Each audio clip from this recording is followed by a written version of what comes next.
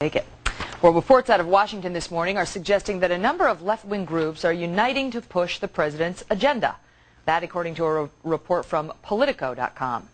The new organization is called Unity 09, but don't look for a website because we're hearing this group is trying to keep its efforts top secret. Why? Karl Rove is former senior advisor to President Bush and now a Fox News contributor. Karl, good morning. Good morning. All right, how are you? I'm doing great, thanks. Unity 09 is composed of pretty much as far to the left as you can get, groups like MoveOn.org and others. Why would they keep their efforts to support the president's agenda secret?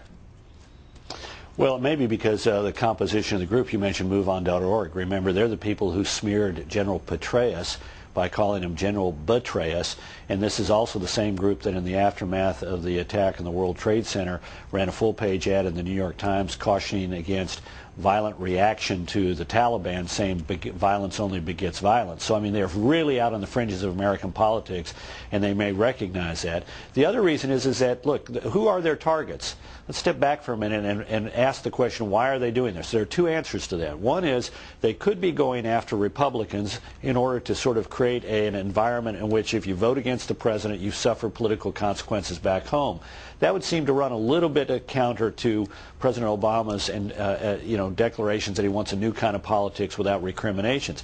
The more likely is that these left-wing groups are there primarily focused on making certain that blue dog Democrats and centrist New Democrats, toe the line when it comes to Obama policies up and down the line. So they may want to have a little bit lower visibility because their principal targets, some are Republicans, but their other targets are these more conservative Democrats who are queasy about how much deficit, how much spending, and how much taxes are in the Obama budget. Well, that certainly sounds like that's their mission, because they say that their goal is to pressure lawmakers to back the president's agenda, whether they believe in it or not. They want them to support it.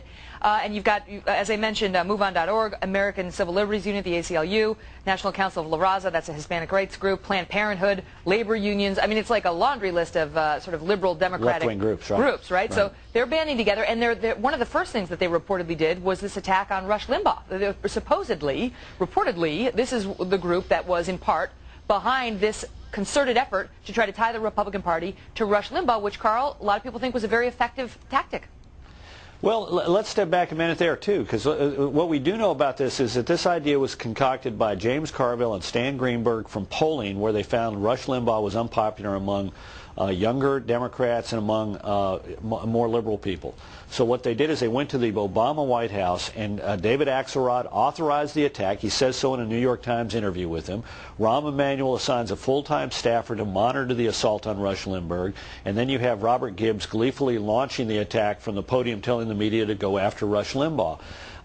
You know what? That's demeaning to the White House. Why is the White House doing that kind of thing? Rather than having an argument about the merits of the issue of, defend the bailout, defend the earmarks, defend the omnibus pork spending, defend the budget, defend the record deficits, what they do is they set up misdirection by going